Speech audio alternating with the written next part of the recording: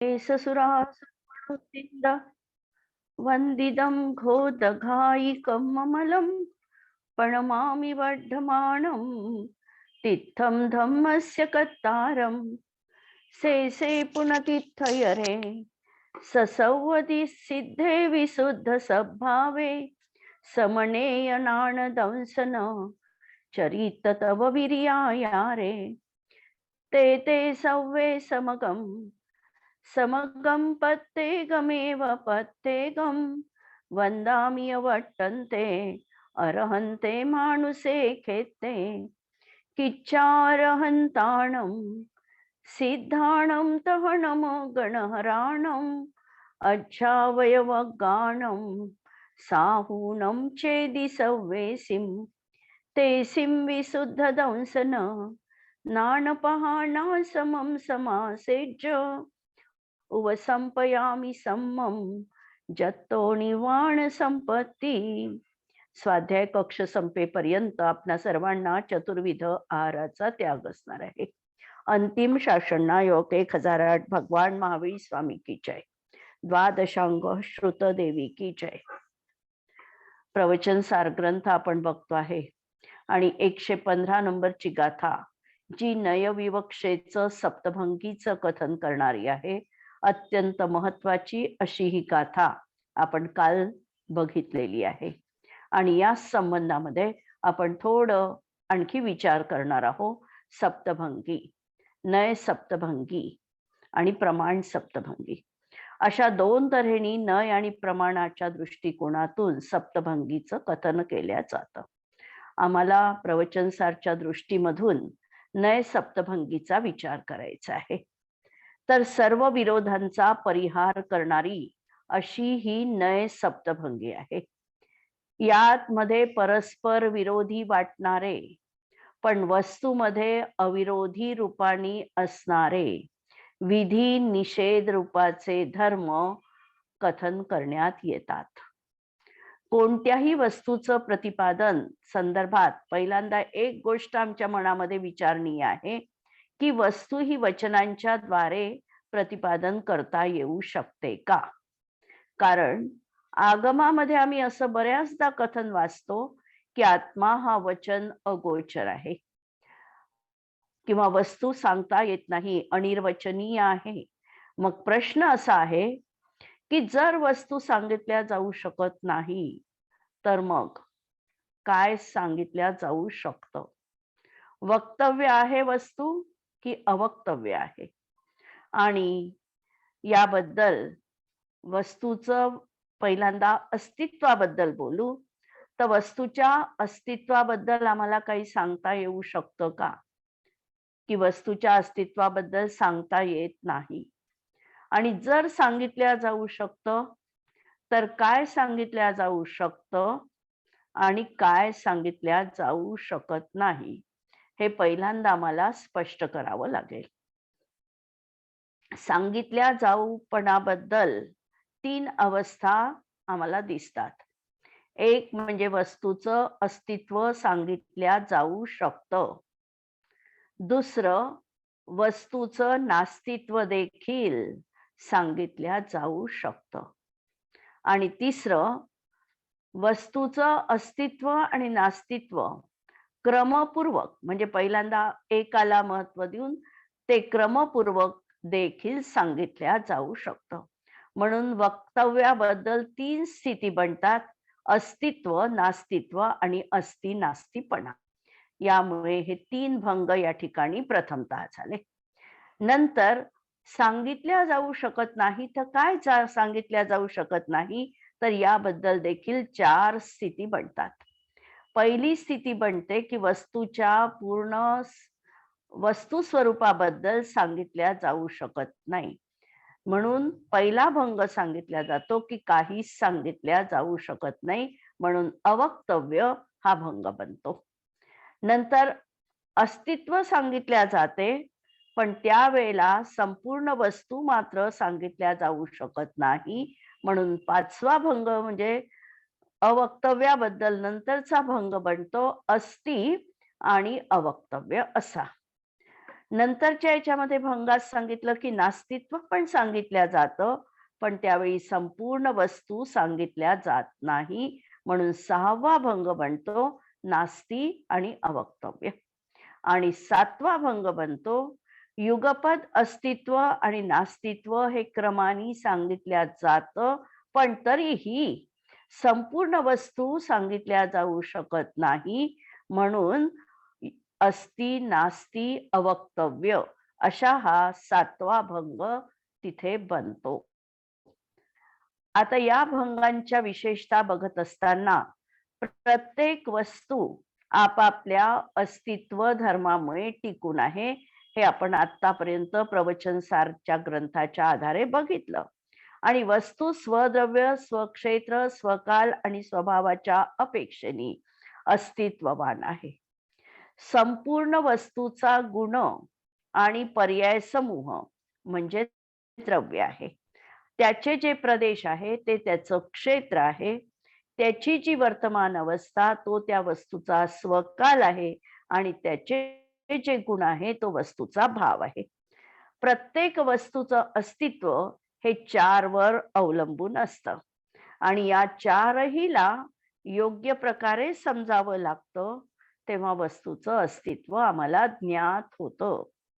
वस्तू आहे म्हटलं, पण त्याचं क्षेत्र आम्हाला माहित नाही, त्याची वर्तमान अवस्था माहित नाही, स्वभाव माहित नाही, तर आम्ही वस्तूला एकदम युगपद लक्षात घेऊ शकत नाही.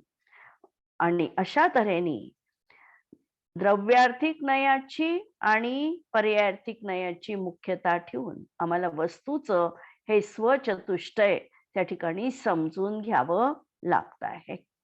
नंतर वस्तू आहे हा पहिला भंग झाला. नंतर वस्तू नाही असं जे आम्ही म्हणतो की वस्तू नाही आहे, नाही आहे म्हणत असताना परद्रव्य, क्षेत्र, काल आणि भाव म्हणजे परद्रव्याचं क्षेत्र, परद्रव्याचा काल आणि परभाव या अपेक्षेने वस्तूमध्ये नास्तित्व धर्म पण आहे.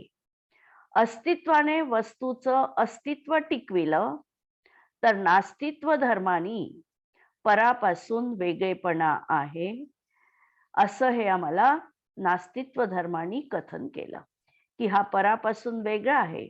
पराचं अस्तित्व वस्तूमध्ये येत नाही, त्याच्यात प्रवेश होऊ शकत नाही, हे नास्तित्व गुणधर्मानी सिद्ध केलं. आणि हे 2 धर्म जर आम्ही मांडले नाही, अस्ति किंवा नास्तीपणा, तर वस्तूची सिद्धी देखील होऊ शकत नाही.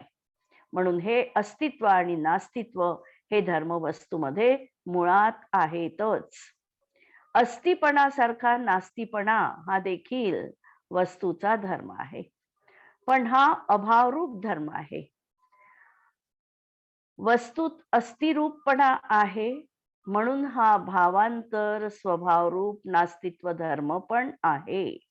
आणि परद्रव्यादिकांच्या अपेक्षेने हा समजून सांगितल्या जातो, याची पराच्या माध्यमातून सिद्धी केली जाते, पण हा वस्तूतला पराचा धर्म नाही आहे, तर हा वस्तूमध्ये असलेला त्याचा स्वतःचा धर्म आहे, जो नास्तिभंगाच्या माध्यमातून कथन केल्या गेलेला आहे.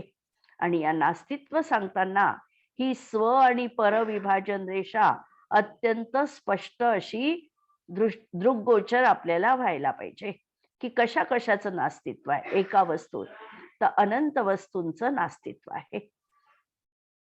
तिसरा जो सांगितला की अस्ति नास्ती, स्याद वस्तू अस्ति नास्ती, परस्पर विरोधी भासणाऱ्या धर्माची सत्ता एका समयात एका वस्तूमध्ये आहे.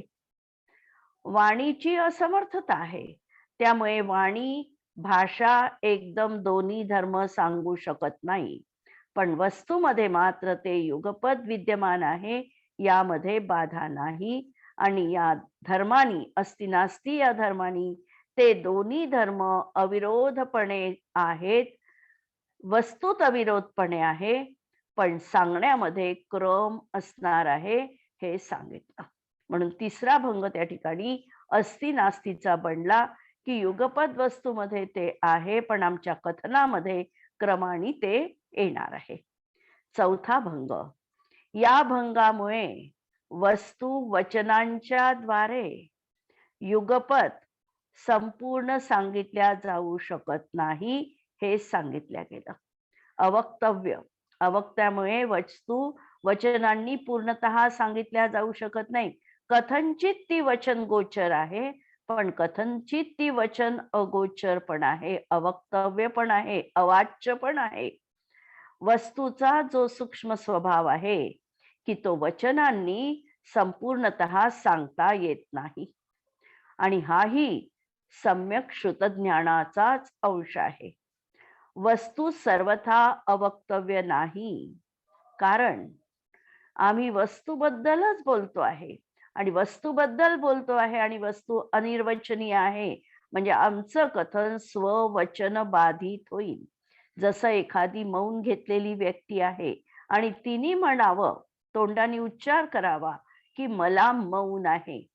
तिने जसा उच्चार केला तर तिचं मौन नाही हे जसं त्यावेळेला सिद्ध झालं, त्याप्रमाणे वस्तूबद्दल आम्ही बोलतोय, आत्म्याचेच गुणधर्म आम्ही सांगतोय, आत्म्याच्या पर्यायींना आम्ही कथन करतो आहे.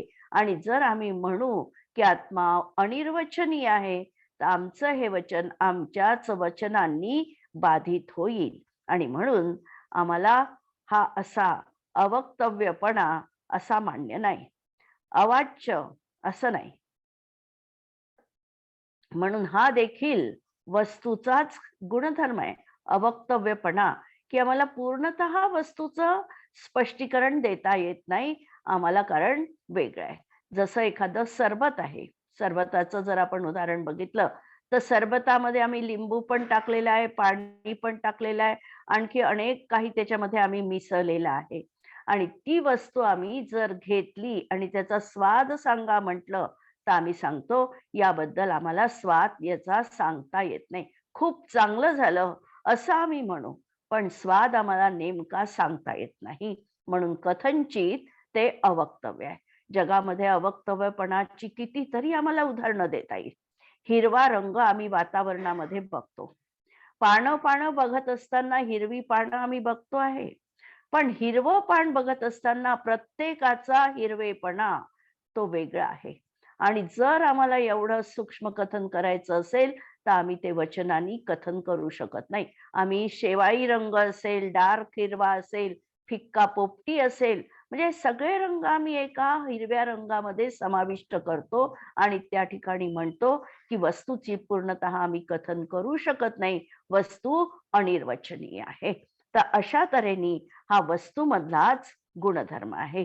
याचं आम्ही ज्ञान तर करून घेऊ शकतो, पण अनिर्वचनीय असल्यामुळे, वस्तू अनुभवगम्य असल्यामुळे ती वचनांच्या माध्यमातून आम्हाला साध्य करता येत नाही. हा महत्वाचा भाग या अवक्तव्यामध्ये आपल्याला लक्षात घ्यायचा आहे. अवक्तव्य तर ही अनुभव गोचर, अनुभव सांगा म्हटलं तर अनुभव आम्ही सांगू शकत नाही. जसं आमचं डोकं दुखतं आहे आणि कुणी विचारलं काय दुखतं आहे, तर आम्ही म्हणू डोकं दुखतंय. त्यांनी विचारलं कसं दुखतंय दाखव, तर आम्ही दाखवू शकत नाही. बाह्य जखम असेल तर आम्ही दाखवू शकतो की ही जखम आहे, ही दुखते आहे. पण डोकं दुखतंय, पोट दुखत आहे, दुखत आहे, पण ती जी वेदना आहे ती जशी आम्ही सांगू शकत नाही, ती अनिर्वचनीय आहे. फक्त वेदना आहे यानी ती वाच्य बनली आहे, लक्षात घ्या. पूर्णतः अवाच्य पण नाही आहे वेदना. माझं दुखते आहे हे आम्ही सांगतो आहे, म्हणजे कथनचित ती वाच्य पण आहे, पण कसं दुखते आहे हे मात्र आम्ही सांगू शकत नाही. साखर गोड आहे असं म्हणतो आम्ही, पण साखर कशी गोड आहे असं जर म्हटलं तर शेवटी आम्हाला अनुभवावर यावं लागतं की तो अनुभव आहे आणि तो आम्ही सांगू शकत नाही. दुखण्याचा देखील आम्हाला अनुभव घ्यावा लागतो, म्हणजे अनुभवच त्याचा सत्य आहे. म्हणून बाकी सगळे जे काही आम्ही शब्द वापरू हे त्या ठिकाणी निष्फल आहे. आम्ही ज्ञान तर करून घेऊ शकतो, पण ते शब्दात आम्ही बंदिस्त करू शकत नाही. अशा कित्येक गोष्टी जगामध्ये आहे. वात्सल्य दाखवा म्हटलं, आम्ही दाखवू शकत नाही. प्रेम आम्ही दाखवू शकत नाही. घृणा आम्ही दाखवू शकत नाही. अशा अनेक गोष्टी जगामध्ये आहे की ज्या अवक्तव्य आहे. कथनचित त्या वक्तव्य पण आहे. म्हणून अवक्तव्यामध्ये सांगणार आहे की वस्तू युगपत संपूर्ण रीतीने आम्ही सांगू शकत नाही. कितीही बारीक बारीक काटेकोर वर्णन आम्ही केलं तरी देखील वस्तूचा असा काही आयाम सूक्ष्म आहे की त्याला आम्ही कथन करू शकत नाही, वचनात बंदिस्त करू शकत नाही. हे अवक्तव्य या भंगाच्या माध्यमातून सांगितलेला आहे. असा हा चौथा भंग झाला. पाचव्यामध्ये सांगितलं की वस्तू कथनचित अस्ति आणि अवक्तव्य. आता अस्ति आणि अवक्तव्य असे दोन धर्म मिळून हा एक भंग बनलेला नाही. हा एक स्वतंत्र धर्म आहे. सातही या नयाने प्रतिपादित विषयभूत वस्तू ही वस्तूत आहे. कारण जिथे शब्द आहे तिथे म्हणजे वाचक आहे, तिथे वाच्य असलाच पाहिजे.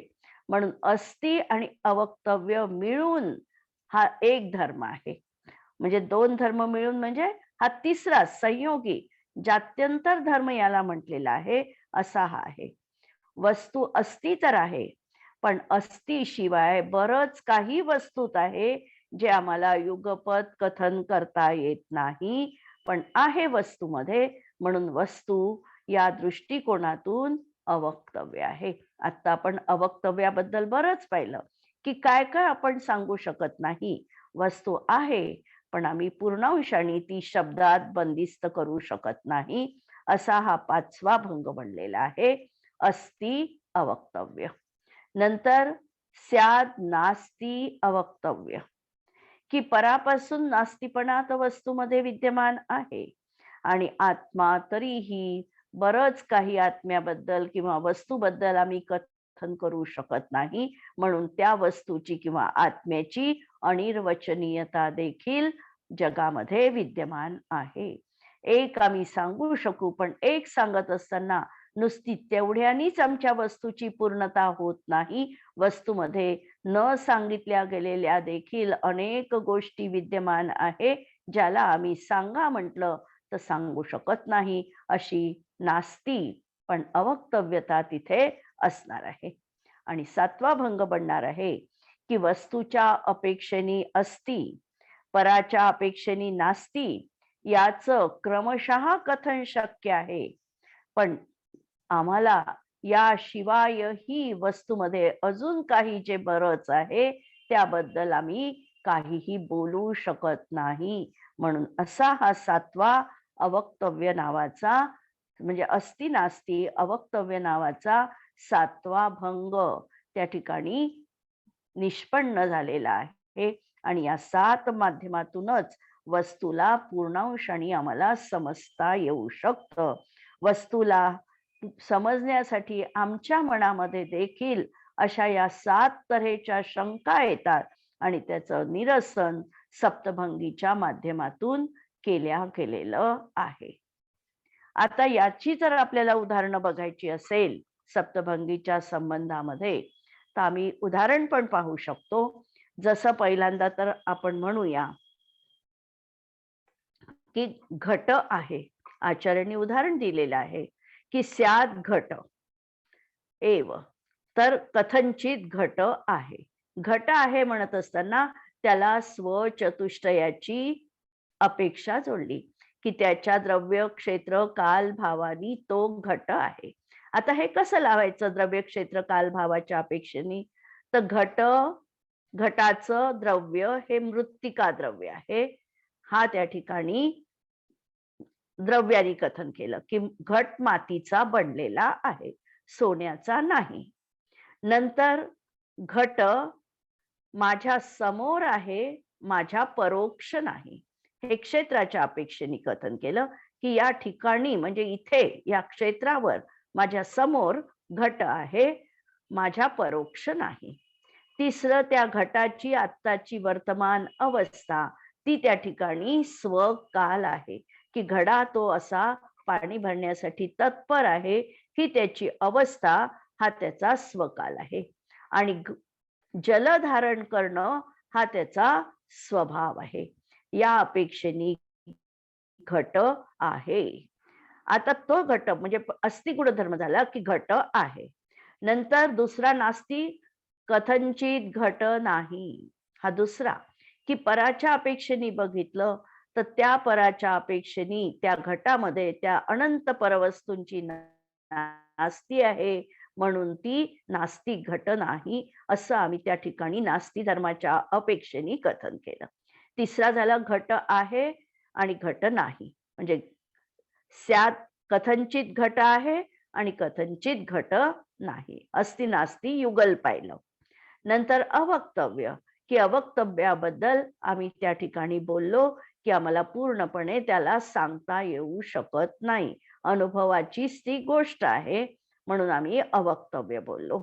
नंतर 5व्या याच्यामध्ये घट आहे पण अवक्तव्य, आणि 6व्या याच्यामध्ये घट नाही आणि अवक्तव्य आहे, हे परत आम्ही 6व्या याच्यात आणि 7व्या याच्यात बोललो. घट आहे आणि नाही पण आहे आणि ते अवक्तव्य पण आहे. असं हे घटाचं उदाहरण आपण आगमामधलं बघितलं. आता आम्ही वेगळ्या पद्धतीने देखील सप्तभंगी कथन करू शकतो का, असं जर आम्ही पाहिलं तर आणखी आपण एक व्यवहारामधलं उदाहरण घेऊ जे आम्हाला सहज आकलित होईल आणि त्यामध्ये आम्ही सप्तभंगी देखील योग्य तऱ्हेने बसवून पाहू शकू. समजा आम्हाला कोणी विचारलं, तुम्ही ज्ञानी आहात का? आता समोरची व्यक्ती उत्तर देते, तिला थोडं थोडं आगमाचं ज्ञान आहे, ती आगम जाणते, म्हणून ती उत्तर देते की मी स्यात ज्ञानी. मी कशी आहे तर ज्ञानी आहे बा, स्यात कथंचित मी ज्ञानी आहे. कोणत्या अपेक्षेच्या अपेक्षेने बोलली की आगमामधलं काही अंशाचं ज्ञान मला आहे आणि म्हणून मी ज्ञानी आहे. जसं आपण धरसेन आचार्यांचं जर उदाहरण घेतलं तर ते आचारंगाचे ज्ञाते होते आणि म्हणून त्या दृष्टीतून ते ज्ञानी एव. स्वतःवर आपण लावायचं असेल तर मला आगमाचं काही ज्ञान आहे आणि या आधारावर मी म्हटलं की मी ज्ञानी आहे, किंवा प्रत्येकच जीवात ज्ञान गुण आहे त्या अपेक्षेने मी म्हटलं की मी ज्ञानी आहे. हा एक अस्थिबद्दल बोलले. पण मग नंतरचा प्रश्न परत आला की आगमाचं ज्ञान तर मला आहे, पण मला आता माझ्या फील्डच्या बाहेरचे जे सगळे विषय आहे, इंजिनिअरिंगचा विषय असेल, डॉक्टर आहे, वकील आहे, लॅपटॉप आहे किंवा कॉम्प्युटर आहे, याबद्दलचं काहीच ज्ञान नाही. आणि म्हणून दुसरा भंग माझ्या समोर आला की मी अज्ञानी आहे, मी ज्ञानी नाही. हा दुसरा भंग आला आणि अपेक्षेने माझं हेही कथन बरोबर आहे, कारण मला एकाच ज्ञान आहे, एकामध्ये स्पेशलायझेशन आहे, पण बाकीच्या वस्तूंची सुतराम माहिती नाही. त्यावेळेला मी हे वाक्य म्हणू शकते की मी ज्ञानी नाही. दुसराही भंग आम्हाला आमच्या फिट बसलेला आहे. मग आता तिसरा, मग आम्ही कसं बोलणार की मला काही विषयांचं ज्ञान आहे आणि काहींचं ज्ञान नाही. असं हे त्या ठिकाणी अस्ति आणि नास्तिक, काही विषयांचं मला ज्ञान आहे आणि काही विषयांचं ज्ञान मला नाही. यावर कोणी मला प्रश्न विचारला की हे आता एका क्रमाने नका सांगू, आम्हाला युगपत सांगा, ज्ञान आहे आणि नाही असं आम्हाला युगपत सांगा. तर युगपत सांगताना मग आम्ही काय म्हणणार आहोत की युगपत तर सांगता येत नाही बा, कारण दोन कसं काय कथन एका समयामध्ये करणार. आम्ही ज्ञानी पहिल्यांदा म्हणणार तर अज्ञान राहील, अज्ञान पहिले म्हटलं तर ज्ञान आम्ही नंतर सांगू, म्हणजे आम्ही तर क्रमानेच सांगणार आहे, कारण आमच्या वाणीमध्ये दोनहीला युगपत सांगणारा कोणताही शब्द नाही आणि म्हणून आम्ही म्हणणार आहोत की मी अवक्तव्य आहे, म्हणजे स्याद अवक्तव्य. असा आमचा चौथाही भंग आमच्या बरोबर त्या ठिकाणी उदाहरणाच्या माध्यमातून लागलेला आहे. नंतर 5वा भंग जो आलेला आहे की मी कथंचित ज्ञानी आहे, अस्ति अवक्तव्य, पण ज्ञानाव्यतिरिक्त माझ्यामध्ये नुसताच ज्ञान गुण आहे असं नाही आहे. माझ्या दर्शन गुण पण आहे, सामर्थ्य पण आहे, वीर्य पण आहे, अनंत गुण माझ्यामध्ये विद्यमान आहे, पण हे सगळे गुण अवक्तव्य आहे, मी एकदम सांगू शकत नाही. मी ज्ञानी आहे आणि म्हणून अवक्तव्य आहे. म्हणजे हा एक 5वा भंग त्या ठिकाणी सप्तभंगीचा तयार झाला. नंतरच्या याच्यामध्ये अज्ञान अपेक्षेने बघितलं तर मी अज्ञानी पण आहे आणि अवक्तव्य पण आहे. अज्ञान म्हटलं तरीही माझ्या जीवनामध्ये आणखी अशा काही गोष्टी बऱ्याच आहे, ज्याबद्दल मी फक्त अनुभव घेऊ शकते, त्याचं ज्ञान करू शकते, पण वचनातून मी ते सांगू शकत नाही. असे अनेक बारकावे प्रत्येकाच्या जीवनात आहे, की ज्याचं विश्लेषण आम्हाला करता येत नाही, आणि म्हणून मी म्हणेल, की मी अज्ञानी आहे आणि अवक्तव्य आहे. आणि 7व्या भंगाच्या माध्यमातून मी कथंचित ज्ञानी आहे, ज्ञानी नाही आणि अवक्तव्य आहे. हा 7वा भंग, की अपेक्षेने पाहिलं तर मग ज्ञानही आहे, अज्ञानही आहे. आणि तरी देखील समग्रता सांगा म्हटलं आत्म्याची किंवा वस्तूची, तर वस्तूची समग्रता सांगण्याला माझ्याजवळ शब्द नाही, म्हणून मी अवक्तव्य पण म्हटलेलं आहे. असं हे त्या त्या अपेक्षेने हे सगळं त्या ठिकाणी सार्थ ठरतं. आणि या सप्तभंगीमध्ये त्याचा एक अंश सांगितला जातो. आणि या सप्तभंगीमध्ये आपल्याला जर आणखी थोडं बघायचं असेल, तर या सप्तभंगीमध्ये आम्हाला बघता येईल, की इथे 3 धर्म मुख्य आहे. एक परस्पर विरोधी वाटणारे 2 आणि तिसरा अवक्तव्य. या 3च या ठिकाणी मुख्य धर्म मानल्या गेले. आणि या 3 मुख्य धर्मांवरून 7 असे भंग तयार झाले. कोणत्याही 3 वस्तू जर आम्ही एकत्रित केल्या, तर त्याचे असे 7च तऱ्हेनी त्या ठिकाणी संयोग बनू शकतात. म्हणून पहिल्यांदा तर सांगितलं अस्ति, दुसरा सांगितला अस्ति नास्ति, तिसरा सांगितला अवक्तव्य. हे 3च असंयोगी आहे. आणि या 3च्या मिळून अशा द्विसंयोगी 3 धर्म बनले. अस्ति अवक्तव्य आणि नास्ति अवक्तव्य आणि अस्ति नास्ति, असे हे द्विसंयोगी 2चा मिळून असे हे परत 3 भंग बनले. आणि 3 वस्तू मिळून परत एक 4था धर्म बनला, त्रिसंयोगी धर्म. वस्तूमधून अशा तऱ्हेच्या या 3 अवस्था आपल्याला बघाव्या लागतात. आणि या 7च होऊ शकतात, 7 पेक्षा जास्त होऊ शकत नाही. आणि म्हणून हे 7च भंग यांचा समूह जो आहे, हा सप्तभंगी म्हटल्या जातो. आम्ही याच्यात सुद्धा आम्ही म्हणतो, की सप्तभंगी जह तरंग उछलत ज्ञानी, मराल वृंद संत चित्त रमे नित्य ज्ञानी. म्हणजे यांचं भजन आहे भागचंदजींचं, आणि त्याच्यामध्ये जिनवाणी स्तुतीमध्ये देखील आम्ही सप्तभंगांचा उल्लेख केलेला आहे. तर असे हे 7 अपेक्षेनीच त्या ठिकाणी बनतात. सप्तभंगीच्या प्रत्येक भंगामध्ये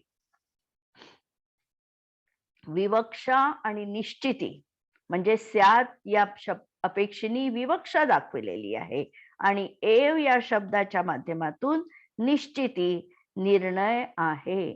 म्हणून सप्तभंगी म्हणजे संशयवाद नाही. आणि या सप्तभंगी देखील 2 तऱ्हेची आहे आगमामध्ये. प्रमाण सप्तभंगी पण आहे आणि नय सप्तभंगी पण सांगितली आहे. प्रमाणाचा विषय हा दोन्ही धर्म प्रधान अशी वस्तू असते. अस्ति नास्ति प्रधान रूप वस्तू म्हणजे प्रमाणाचा विषय. त्यामधला अस्तिला प्रधानता देऊन कथन केलं गेलं तो द्रव्यार्थिक नयाचा विषय. नास्तीला प्रधानता देऊन कथन केल्या गेलं तो पर्यायार्थिक नयाचा विषय.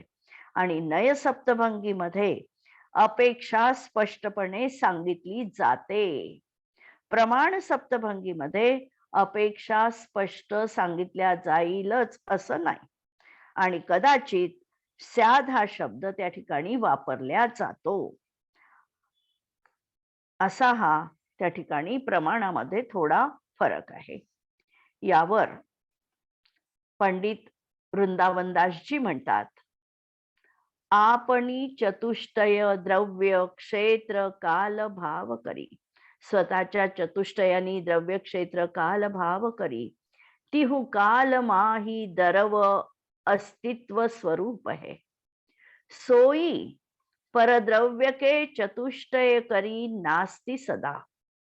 फेर सोई एके काल उभे रूप भूप है.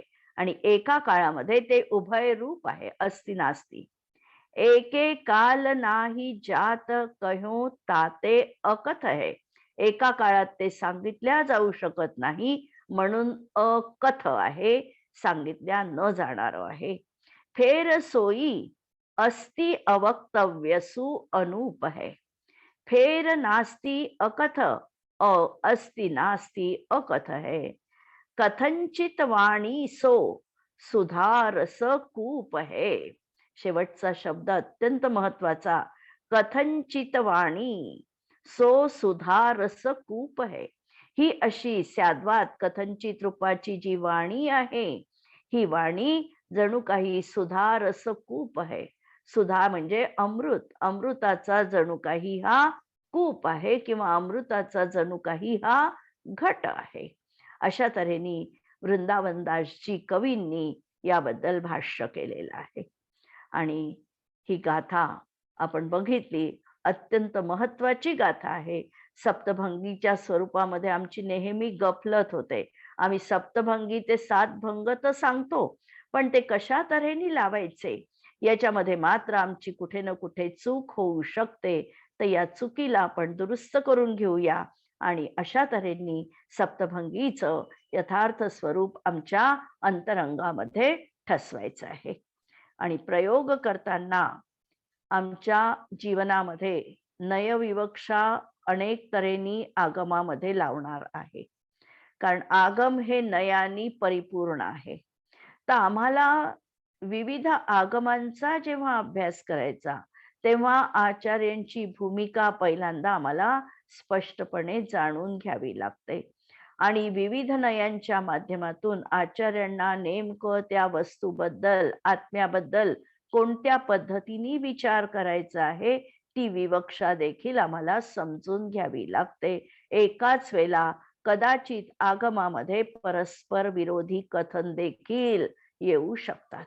उदाहरणच जर बघायचं असेल तर राग कुणाचा, या बाबतीत ज्या वेळेला आम्ही जिज्ञासा व्यक्त करतो, राग नेमका जीवाचा की पुद्गलाचा, किंवा दोहों मिळून किंवा दोहोंचा नाही, अशा जिज्ञासा आमच्या अंतरंगामध्ये होतात.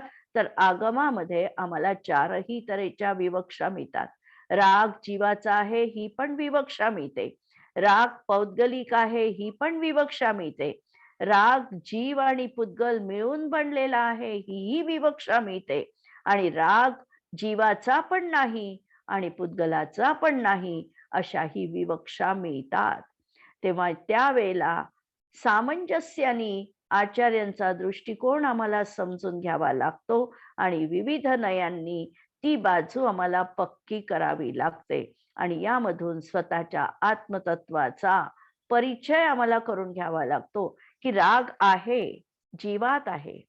जर रागाची जबाबदारी मी स्वीकारली तर रागाला हटविण्याचा पुरुषार्थ देखील मला करावा लागणार आहे, या वस्तुस्थितीची जाणीव होते.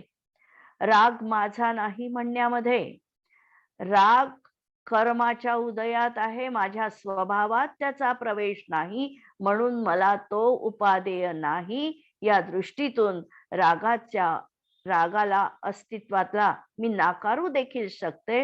आणि राग जर उदयात आला तर मी त्याच्याशी समरस होणार नाही, असा देखील भाव आमच्या अंतःकरणामध्ये जागृत होऊ शकतो. आणि राग आणि आत्मा याच्यामध्ये भेदविज्ञान करविण्यासाठी परत राग जीवाचा नाही, ही भूमिका पण आम्हाला स्पष्टपणे लक्षात घ्यावी लागते. म्हणून याही भूमिकेत राग जीवाचा नाही ही भेदविज्ञानाची धारा आम्हाला आचार्यांनीच दिलेली आहे. राग जीवाचा आहे आणि नाही पण असं म्हणत असताना, राग तर माझ्या पर्यायीत होतो आहे आणि माझ्या स्वभावात नाही आहे, आणि या दृष्टीने पर्यायामधला देखील राग हटला पाहिजे, त्याचीही जबाबदारी माझ्यावर आहे, हा भाव तिसऱ्या याच्यामध्ये आम्हाला बघता येतो. आणि राग माझा नाही आणि पुद्गलाचाही नाही हे म्हणत असताना स्वभाव दृष्टीने जेव्हा आम्ही आमच्या आत्मतत्वाकडे बघतो, आमच्या स्वभावात आम्हाला राग दिसत नाही, आणि पुद्गलाच्याही स्वभावाकडे बघतो तेव्हा तिथेही राग नाही, म्हणून दोहोंचाही राग नाही, हे पण आम्ही आगमाच्या आधाराने तिथे कथन करू शकतो. अशा सगळ्या नयांचा विचार करून त्याच्या अतीतून नयाचा तर विचार करायचा आहे, पण नयामध्ये शेवटी अडकून नाही पडायचं आहे. नय म्हणजे जणू काही चक्रव्यूह आहे. या चक्रव्यूहामध्ये प्रवेश केल्यानंतर चक्रव्यूहातून बाहेर पडण्याची कला पण आम्हाला समजली पाहिजे. तर या कलेला पण जाणून घेऊन याच्या अतीतून, नयपक्षाच्या अतीतून सहज स्वतःच्या आनंद स्वभावात, अंतरंग आत्म्याच्या अनुभवात आम्हाला निमग्न व्हायचं आहे. हा प्रयोग या गाथेच्या अनुषंगाने आम्हाला करायचा आहे. मला वाटतं आज आपलं बऱ्याच पद्धतीने नयविवक्षेचं प्रकरण सोपं वाटलं असेल कदाचित. तर ही विवक्षा आपण लक्षात ठेवूया. आज इथे थांबूया. जिनवाणी के ज्ञान ते सुझे लोकालो, सो जिनवाणी मस्तक नमो सदा देत मुखो. नमो अरिहंताणम, नमो सिद्धाणम, नमो आयर्याणम, नमो वच्छायाणम, नमो लोये सव्वसाहूनम. सर्वांना जय जिनेंद्र.